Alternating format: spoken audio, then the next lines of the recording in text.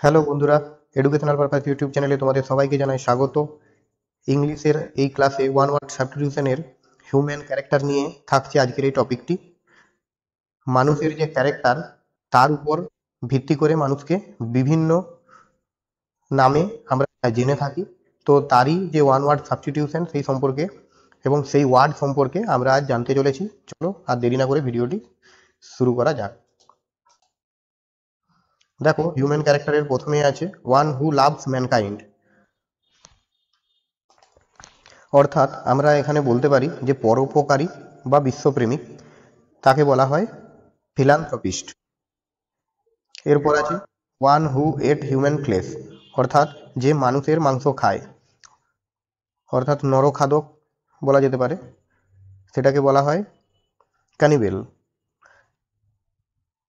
Women helps to other women in child birth, অর্থাৎ এখানে বলেছে একজন মহিলা আরেকজন মহিলাকে সাহায্য করছে কিসের জন্য, না শিশুর জন্ম দেওয়ার জন্য। তো সেটাকে বলা হয় মিডওয়াইফ বা ধাত্রী। দেখো, এরপর আছে one who is hired to kill somebody, মানে কাউকে হত্যা করার জন্য যখন কাউকে হায়ার করা হয় সেই মানুষটিকে বলা হয় কি গুপ্ত ঘাতক বা গুপ্ত হত্যাকারী। তো সেটা এক কথায় আমরা ওয়ান ওয়ার্ড সাবস্টিটিউশন কি জানবো, অ্যাসেসিন। অ্যাসেসিন অর্থাৎ গুপ্ত ঘাতক। এটাকে আর এর নাউন ফর্ম হিসেবে আমরা অ্যাসেসিনেশনও বলে থাকি, যেটা গুপ্ত ঘাতক বা গুপ্ত হত্যাকারী বলা হয়। এরপর one who flees from the law, fugitive. Fugitive অর্থাৎ পলাতক। One who believe in that god exist everywhere, মানে ভগবান যে সর্বত্র বা সব জায়গায় আছেন এরকম বিশ্বাসকারী মানুষকে বলা হয় প্যানথেইস্ট, অর্থাৎ সর্বেশ্বরবাদী।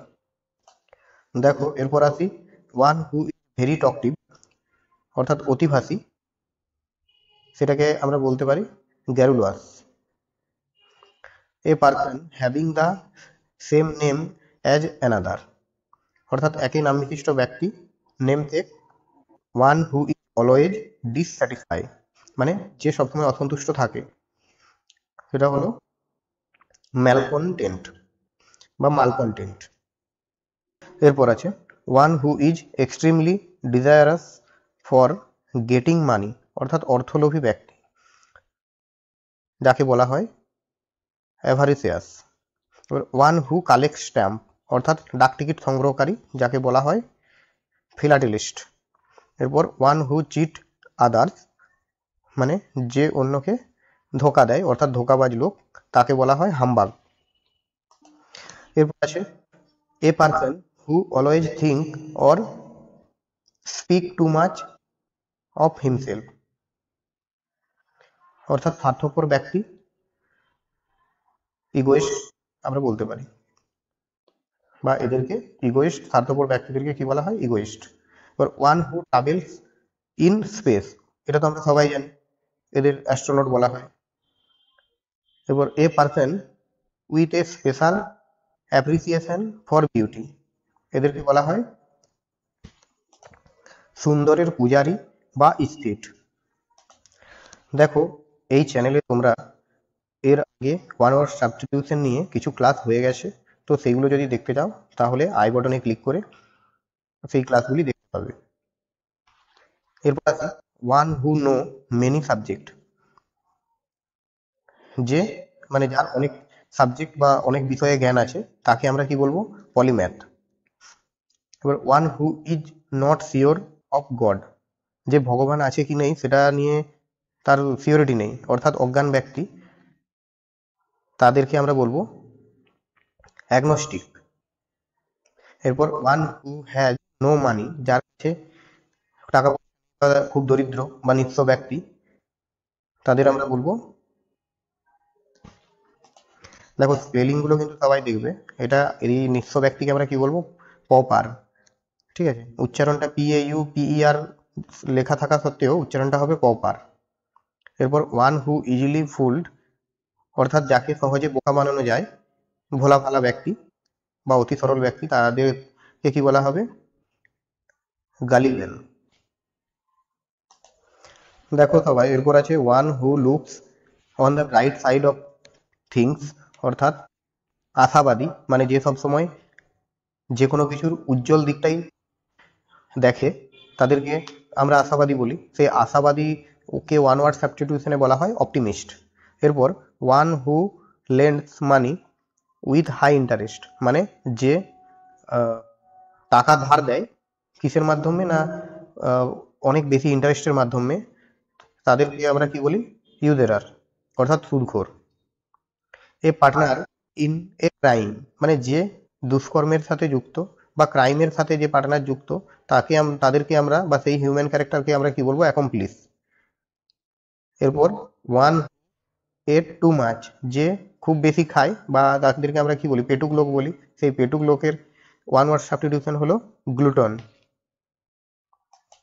দেখো এরপর আছে a person who pretend to be what he is not, মানে একজন মানুষ যে সেরকম নয়, সে অ্যাকচুয়ালি সে যেরকম সেরকমটা সে দেখানোর চেষ্টা মানে তার অন্যরকম সে দেখানোর চেষ্টা করে, অর্থাৎ ভণ্ড।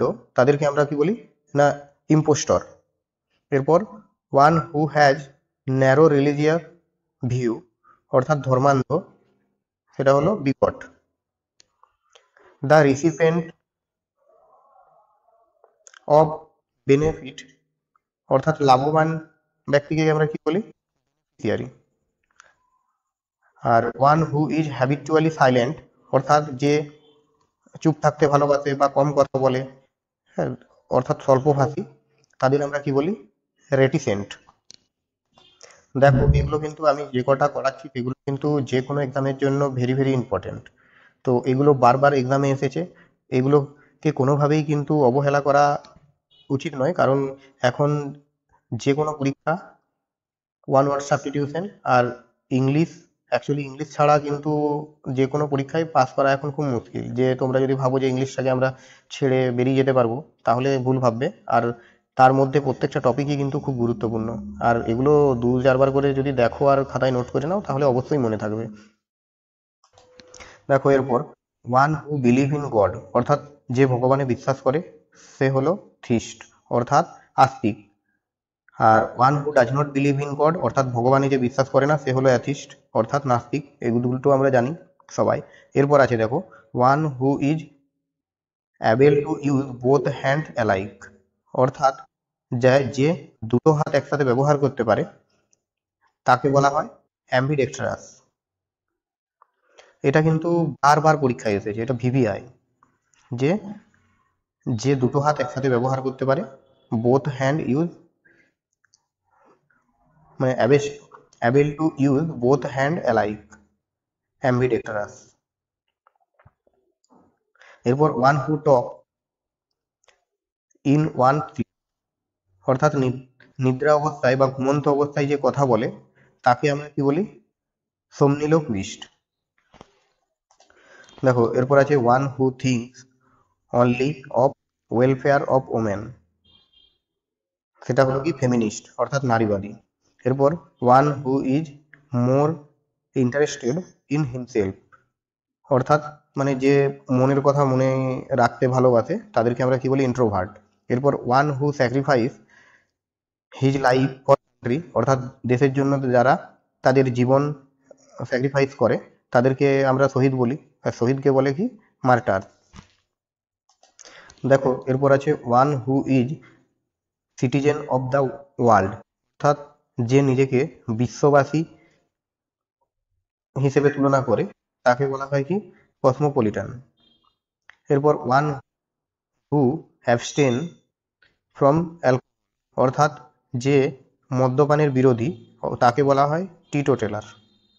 এরপর ওয়ান হু থিঙ্কস ওয়ান নো এভরিথিং, অর্থাৎ এখানে বলতে চেয়েছে ওয়ান হু থিঙ্ক, মানে যে মনে করে ওয়ান নোজ এভরিথিং, যে মানে সে সব জানে, অর্থাৎ পণ্ডিত মূর্খ আর কি, তাহলে সেটাকে কি বলা হয়, ওয়াইজ একার।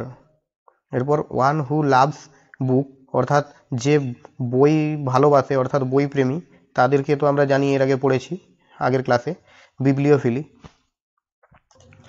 হিউম্যান ক্যারেক্টার নিয়ে আরও অনেক ওয়ার্ড থাকে যেগুলো এখনও বাকি আছে, সেগুলো আমি পরের ক্লাসে নিয়ে আসবো।